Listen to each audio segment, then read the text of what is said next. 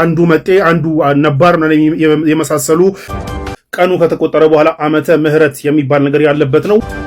እዚህ ላይ እንዴት የቀን ካላንደራችን እንዴት ይነካል? ይህ አገራዊ ምክክሩ ላይ ፈርስት ኦፍ ኦል አይነካ የሚባል ነገር የለም። እያንዳንዱ ነገር ይነካል። ኦልራይት፣ ስለ ሀገራዊ ምክክሩና ሀገራዊ ምክክሩ ላይ ሙስሊሙ ስላቀረበው አጀንዳ ነው የምናወራው። ቁም ነገር ነው። ቁም ነገር የሚመቻችሁ ብቻ ተመልከቱት። ቁም ነገር ቀልድ ሀሳባችሁን በነፃነት እና እንዲሁም ደግሞ ሪስፔክትፉል በሆነ ወይ ኮሜንት ላይ መግለጽ ትችላላችሁ። ለማንኛውም የተለያዩ አጀንዳዎች ቀርበዋል። ከዛ ውስጥ እንግዲህ የተወሰኑት አንዳንድ አጀንዳ ፐር ቪዲዮ እያነሳን ለማየት እንሞክራለን። ይህንን ልክ ያቀረቡት ሰዎች ይህንን ሀሳብ ይዘው ነው የሚል ሳይሆን የቀረበው አጀንዳ ላይ የኔን ምልከታ ነው መነግራችሁ። ሎጂካል ነው ኢሎጂካል ነው የሚለውን ነገር በዛው እንድናየው ነው። የመጀመሪያው ታሪክና ትርክትን አስመልክቶ የተነሳውን ጥያቄ እናያለን። እዛ ላይ እንግዲህ ሙስሊሙ ያቀረበው አጀንዳ ምንድን ነው? በታሪክና በትርክት የኢትዮጵያ ታሪክ ተብሎ በሚነገረው ላይ የአገር ባለቤትነት እንዲሁም ደግሞ አንዱ መጤ አንዱ ነባር የመሳሰሉ አግላይ የሆኑ ትርክቶች እንዲከለሱና ከዛ ውጭ ደግሞ እንግዲህ ሙስሊሙ ያሉት ታሪክ የሙስሊሙም ታሪክ የኢትዮጵያ ታሪክ ተደርጎ እንዲወሰድለት ፍትህና ርትዕን በጠበቀ መልኩ እንዲወሰድለት ጥያቄ ጠይቋል። ናው ይሄንን ጥያቄ ሎጂካል ነው መጤማ ናችሁ ምናምን የሚል ነገር ለማንሳት በየቲክቶኩ ተፍተፍ ያሉ ወገኖች ስላሉ ሀሳቡን እናንሳው ብዬ ነው። ለማንኛውም መጤና ነባር የሚባል ነገር የለም። እኔ ከዚህም በፊት በተደጋጋሚ ነግራችኋለሁ። አሁንም ደግሜ የሚነግራችሁ ነገር ኢትዮጵያ ውስጥ መጤና ነባርና የሚባል ነገር የለም። ሁሉም ሃይማኖት እኩል ነው የመጣው። ሜጀር እምነቶች እኩል ነው የመጡት። ሂስትሪው እንደዛ ነው። ላይክ ማውራት እንችላለን።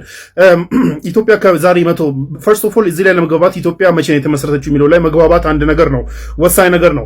አንዳንድ ሰዎች 3000 ዓመት ነው ኢትዮጵያ 3000 ዓመት ታሪክ ነው ያላት ምናምን ነገር ኦር ከተመሰረተች 3000 ዓመት ነው ያላት ምናምን ነገር የሚል ነገር ያነሳሉ። ሚ ፐርሰናሊ እሱን አልቀበለውም። ኢትዮጵያ የዛሬ 100 ምናምን ዓመት ነው ዛሬ የምናውቃት ኢትዮጵያ የተመሰረተችው። ነገር ግን ዛሬ የምናውቃት ኢትዮጵያ ውስጥ ያሉ የዛሬዋ ኢትዮጵያ ፓርቲ የሆኑ ቦታዎች ላይ የነበሩ ታሪኮች አሉ። 3000 ዓመትም ሊሆን ይችላል፣ 200 ዓመትም ሊሆን ይችላል፣ 1000 ዓመትም ሊሆን ይችላል። እነዛን ታሪኮች በሙሉ ግን የዛሬዋ ኢትዮጵያ ውስጥ የሚገኙ ስለሆኑ ልክ የሁላችንም ታሪክ አድርገን ወስደነዋል። የአክሱም ታሪክ የሁላችንም ነው፣ የላሊበላ የሁላችንም ነው፣ የሶፍ ዑመር የሁላችንም ነው፣ የሐረር የሁላችንም ነው፣ የሁላችንም ነው። ምክንያቱም ዛሬ ኢትዮጵያ ብለን አንድ ላይ የምንኖርባት አገር የሷ ፓርት ኦፍ ዘ ስቶሪ ነው፣ ፓርት ኦፍ ዘ ሂስትሪ ነው እንጂ ኢትዮጵያ የዛሬ 3000 ዓመት ተመሰረተች ምናምን ነገር የሚባለው ነገር እኔ ፐርሰናሊ አልቀበለውም። ለማንኛውም ግን እንደ ክሊርሊ በሂስትሪ እንደሚታወቀው ከዛሬ 200 ዓመት በፊት ጀምሮ እንግዲህ ዛሬ ኢትዮጵያ ብለን የምናውቃት አገር ላይ ኦር መሬት ላይ እንግዲህ የተለያዩ አገራት ነበር የነበሩት። ለምሳሌ ሰሜንን የሚያስተዳድሩ የራሳቸው ግዛት፣ የራሳቸው ሰራዊት፣ የራሳቸው ሹማምንቶች ያሏቸው፣ የራሳቸው ህዝብ ያላቸው፣ የራሳቸው ስርዓት፣ የራሳቸው ካልቸር ያላቸው ንጉሶች አሉ። ሰሜን ላይ አጼዎች አሉ። ደን ደግሞ ምስራቅ ላይ ደግሞ የራሱ ህዝብ፣ የራሱ ሰራዊት፣ ልክ አንድ ሀገር ማሟላት ያለበትን በሙሉ የሚያሟሉ ሱልጣኖች ደግሞ አሉ።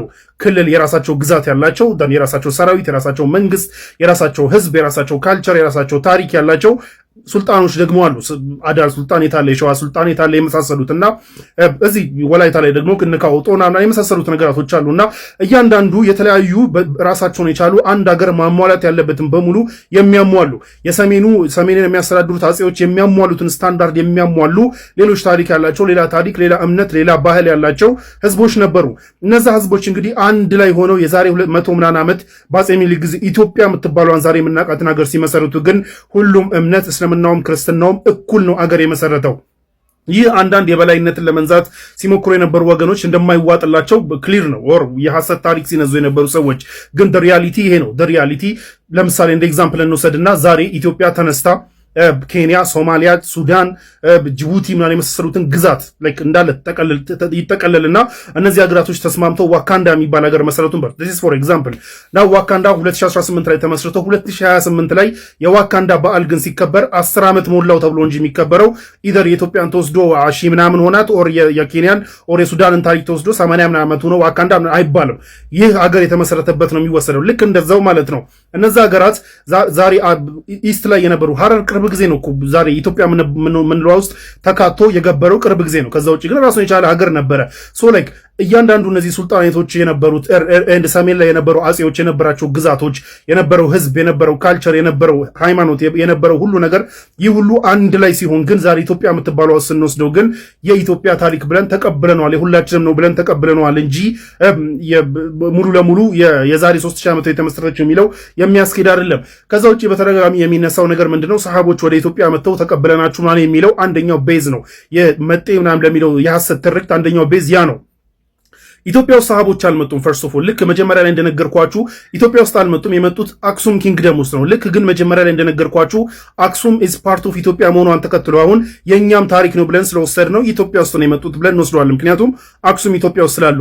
ነገር ግን በሰዓቱ ግን በዛ ጊዜ ግን ሰሃቦች የመጡት ወደ አክሱም ኪንግደም ነው። አክሱም ኪንግደም ማለት የኢትዮጵያ በጣም ትንሽ ፐርሰንት መሬት ነው። አክሱም ኪንግደም ግን አክሱም ኪንግደም ላይ ክርስቲያኖች ቀድሞ የነበሩበት ቦታ ላይ ሙስሊሞች መጡ ማለት መላው ኢትዮጵያ ላይ እንደዛ ነው ማለት አይደለም። አክሱም ኪንግደም ላይ የስ ክርስቲያኖች ቀድመው ነበሩ፣ ደን ሙስሊሞች መጥተዋል አክሱም ኪንግደም ላይ።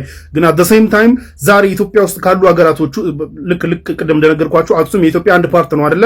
ሶ እዛ ፓርት ላይ አክሱም ያለበት ፓርት ላይ ክርስቲያኖች ቀድመዋል፣ ደን ሙስሊሞች ሁለተኛ ነው የመጡት። ነገር ግን ወደ ሌሎች የሀገሪቷ ክፍሎች ደግሞ ስንሄድ እስልምና በብዙ ምዕት ዓመታት ቀድሞ የመጣበት ቦታዎች አሉ። አሁን ችግሩ የሚሆነው ኖ የሌላውን የሙስሊሙን ታሪክ እንቶ እና እንጣለውና አያስፈልግም የአክሱምን ወስደን ክርስትና ነው የቀደመው ብለን እንተርክ የሚለውን ኦር የአክሱምን ብቻ ወስደን የኢትዮጵያ ታሪክ ነው ብለን እንውሰድ የሚለው አካሄድ የሚያስኬድ አይደለም። እዛው የሙስሊሙ አጀንዳ የጠየቀው ጥያቄ ላይ የሙስሊሙም ታሪክ የኢትዮጵያ ታሪክ ተደርጎ ሊወሰድ ይገባል፣ ፍትሃዊ በሆነ መልኩ ሊወሰድ ይገባል የሚል ጥያቄ ጠይቋል። which is a legitimate ጥያቄ። ልክ እንዳልኳችሁ አክሱም ላይ ክርስትና ቀድሞ ገባ፣ ደን ሙስሊሞች ምንድነው ቀጥለው ገቡ። ኦኬ ያ የሚያስማማ ነው፣ ማንንም የሚያከራክር ነገር አይደለም። ግን አክሱም ኢዝ ናት ኢትዮጵያ። አክሱም ኢዝ ፓርት ኦፍ ኢትዮጵያ እንጂ የኢትዮጵያን የመላው ኢትዮጵያ መገለጫ አይደለችም አክሱም። ደን አክሱም ውስጥ ያ ሀፕን አድርጎ ባለበት ሰዓት ሌሎች የኢትዮጵያ ክፍሎች ላይ ደግሞ እስልምና ቀድሞ የገባበት ቦታ አለ። ስለዚህ የትኛውን ታሪክ ወስደን ነው የኢትዮጵያ ልንለው የምንችለው? ስለዚህ ይህ የማበላለጥና የገፊነት አካሄድ የደቡቡ ኦር የሰሜኑ ምንድነው የደቡቡ ኦር የምስራቁ የመሳሰሉት ሙስሊሞች ያሉበት ቦታ ታሪክ አያስፈልግም፣ የኢትዮጵያ ነው ብለን አንወስድም። የኢትዮጵያ ብለን የምንወስደው ለእኛ የሚስማማንም ብቻ ነው የሚል የሐሰት ትርክት ሊቆም ይገባል የሚል ጥያቄ ተጠይቋል። which is a legitimate ጥያቄ። ይህ ጥያቄ ከጀርባው ሎጂክ የሌለው ሂስቶሪካል ባክግራውንድ የሌለው የሂስትሪ ማስረጃ የሌለው ምናምን የመሳሰሉ አድርጎ እዚህ ግባ የሚባል አይደለም ብሎ ለማጣጣል መሞከር ያው የተለመደ ነው። ይህ የተለመደ ታክቲክ ነው፣ ግን የሚያስኬድ አይደለም። የተበላበት ጨዋታ ነው። ስለዚህ ሌጂትሜት ጥያቄ ተጠይቋል። ያ ሌጂትሜት ጥያቄ ደግሞ አገራዊ ምክክር ኮሚሽን ውስጥ ምክክር እየተደረገበት ነው ያለው። የሙስሊሙ ተወካዮች ይህንን አቅርበው በደንብ ወጥረው እየተከራከሩ ነው ያሉት፣ እየተወያዩበት ነው ያሉት። ይህ እንደ ድሮ በማሸማቀቅ በማጣጣል በመሳሰሉት በሐሰት ትርክት በመሳሰሉት ነገራቶች የሚጣል ጉዳይ አይደለም፣ ያበቃለት ነው። ይሄ ማሸማቀቅ ምናምን የሚባሉ ነገራቶች ያበቃላቸው ናቸው። ሶ እዚህ ሶሻል ሚዲያ ላይ ተወጥቶ ምናምን ነገር ለማጣጣል ቢሞከርም ፖይንትለስ፣ ግን ሶሻል ሚዲያ ላይ ለማጣጣል የተሞከረውን ነገር መመለስ አስፈላጊ ስለሆነ ነው። ነገር ግን እዛ ምክክሩ ላይ ግን በደንብ መሬት ረግጦ ምክክር እየተደረገበት ነው፣ ውይይት የተደረገበት ነው። ማንም ታሪኩን ኮምፕሮማይዝ አያደርግም። ከዚህ በኋላ ማንም ታሪኩን ኮምፕሮማይዝ አድርጎ ባለፉ የሐሰት ትርክቶች መቀጠል አይቻልም። ነገር ግን የሚያዋጣው ለሀገሪቷ ግን የሚያዋጣን ምንድን ነው? እኩልነትን መቀበል ነው። እኩልነትን መቀበል የስ የሆነ የኢትዮጵያ ፓርት ላይ ክርስትና ከእስልምና ቀድሞ ገብቷል። ዳስ ክሊር። ግን ደግሞ የሆኑ የኢትዮጵያ ፓርቶች ላይ ደግሞ እስልምና ክርስትናን ቀድሞ ገብቷል። ስለዚህ በአንድ በኩል ክርስትና ቀድሞ የገባበት፣ በሌላ በኩል እስልምና ቀድሞ የገባበት ቦታዎች አሉ። ኢትዮጵያን ግን አንድ ላይ ስንመሰረት ግን ሁሉም እኩል ነው የገባው። ያንን ታሪክ አክኖሌጅ ማድረግ ያስፈልጋል። ኖ እኛ የሚስማማንን ብቻ ነው የምንወስደው፣ አክሱምን ብቻ ወስደን ክርስትናን የቀደመው ብለን ነው የምናወራው ከተባለ፣ በሌላ በኩል ደግሞ ኖ እኛ የሚስማማንን ነው የምንወስደው፣ ምስራቁ አካባቢ ላይ እስልምና ቀድሞ ስለገባ ኢትዮጵያ ውስጥ እስልምና ነው ቀድሞ የገባው የሚል ትርክት መተረክም ይቻላል። እንደዚህ አይነት ተመሳሳይ ትርክት መተረክ ይቻላል፣ ግን አያዋጣም። ሰላም መከባበርና እኩልነትን መቀበል የሚያዋጣው ያ ብቻ ነው። ስለዚህ ኢትዮጵያ ውስጥ ሁሉም እኩል ነው አገሩን የመሰረተው። ማንም መጤ የለም። ማንም ቀድሞ የገባ ማንም ቀጥሎ የገባ ማንም መጤ ማንም የሀገር ባለቤት ማንም እንግዳ ምናምን ነገር የሚባል ነገር የለም። ልክ እንዳልኳችሁ ቀድሞ ክርስትና የገባባቸው ቦታዎች እንዳሉ ሁሉ ቀድሞ እስልምና የገባባቸው ቦታዎችም አሉ። ነገር ግን ኢትዮጵያ የምትባለውን ሀገር የዛሬ 200 ምናምን ዓመት ስንመሰረት ግን ሙስሊሙም ክርስቲያኑም ሌላውም ትራዲሽናል እምነት ተከታዮችን በሙሉ አንድ ላይ የመሰረቷት ለሁሉም እኩል የሆነች ሀገር ነች ኢትዮጵያ። ስለዚህ እኔ ባለቤት ነኝ፣ አንተ መጤ ነህ፣ አንተ እንግዳ ነህ፣ አንተ ደግሞ በፊትም ብትኖር እዚህ ግባ የምትባል አይደለም፣ መብት አይገባም፣ ባለቤት እኛ ነን ምናምን የሚሉ አካሄዶች አያዋጡም። ስለዚህ ሶሻል ሚዲያውም ላይ አታለቃቅሱበት። ሀገራዊ ምክክር ኮሚሽኑ ላይ ግን በደንብ ተወጥሮ ምክክር እየተደረገበት ነው፣ ውይይት እየተደረገበት ነው። ውጤቱን ደግሞ የምናየው ይሆናል ማለት ነው። ሌሎች አጀንዳዎችም ደግሞ እንደዚሁ ለማጣጣል የተሞከሩ አጀንዳዎችንም በሌሎች ቪዲዮዎች ይዘን እንመለሳለን። የዓመት አቆጣጠር የመሳሰሉት ነገራቶች በሌሎች ቪዲዮዎች እንመለሳለን። ሐሳባችሁን በነፃነትና ሪስፔክትፉል በሆነ ወይ መግለጽ ትችላላችሁ ኮሜንት ላይ።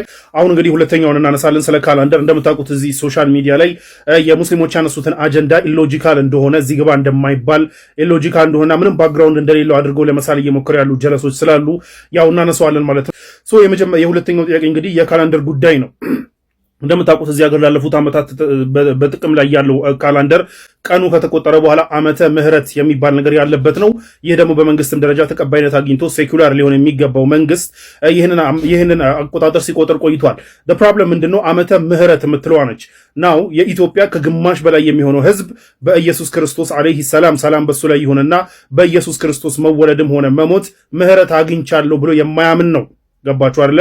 ዓመተ ምህረት ግን ምህረት ላይ በኢየሱስ ክርስቶስ መወለድ ከመወለድና ወር ከሞት በኋላ ምህረት ተገኝቷል ብሎ የሚያምነው የማህበረሰብ ክፍል ዓመተ ምህረትን እንደ ሌጂቲሜት ቀን አድርጎ ቢቀበል መብቱ ነው። ያ መብቱ ነው። ኤክሰርሳይዝ ማድረግ ይችላል፣ እያደረገም ነው። ነገር ግን በዛው ልክ ደግሞ ከግማሽ በላይ የሚሆነው ሙስሊሙና ሌሎች ትራዲሽናል እምነት የሚከተሉ ሌሎችም እምነቶች ጨምሮ እንግዲህ ከግማሽ በላይ የሚሆነው የኢትዮጵያ ህዝብ በኢየሱስ ክርስቶስ መወለድም ሆነ መሞት ምህረት አግኝቻለሁ ብሎ የማያምን መሆኑን ተከትሎ የኢትዮጵያ መንግስት ደግሞ ይህንን ማህበረሰብ ክፍልም ሆነ በኢየሱስ ክርስቶስ መወለድ ምህረት አግኝቻለሁ ብሎ የማያምነውንም ማህበረሰብ እኩል ሴኩላር በሆነ መንገድ የሚያገለግል መሆኑን ተከትሎ ይህ ዓመተ ምህረት የምትለዋ ወርድ መቀየር አለባት የሚል ሌጂቲሜት የሆነ ጥያቄ ተጠይቋል።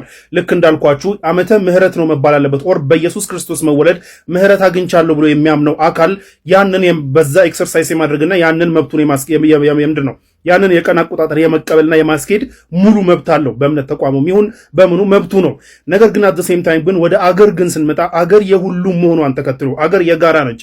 የሁሉም መሆኗን ተከትሎ የሁሉም አባትና የሁሉም አስተዳዳሪ የሆነው መንግስት ደግሞ ሴኩላር ሆኖ ከየትኛውም እምነት አቆጣጠር ከየትኛውም እምነት ጋር ሳይነካካ መቀጠል ስላለበት ዓመተ ምህረት እያለ መቀጠሉ ኦር እያስባለ መቀጠሉ እዛ ውስጥ ያሉ ሰራተኞቹን ይሁን የተለያዩ እምነት ተከታዮችን በማያምኑበት ዓመተ ምህረት እንዲሉ አድርጎ በፖሊሲ ደረጃ በዛ ደረጃ በፖሊሲ ደረጃ ይሁን አላውቅም፣ ግን አሰራሩ እንደዛ ነው።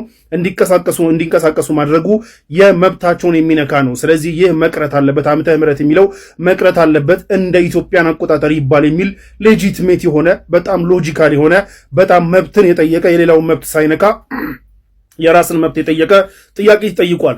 እዚህ ላይ እንዴት የቀን ካላንደራችን እንዴት ይነካል? ይህ የማይነካ ነው አይነኬ ነው ምናምን የሚሉ ጀለሶች አሉ። አገራዊ ምክክሩ ላይ ፈርስት ኦፍ ኦል አይነካ የሚባል ነገር የለም። እያንዳንዱ ነገር ይነካል።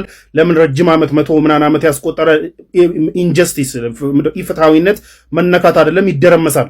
አይነካ የሚባል ነገር የለም። የሚደረመሰው ግን በውጊያ በጦርነት በጉልበት ሳይሆን በውይይት ነው።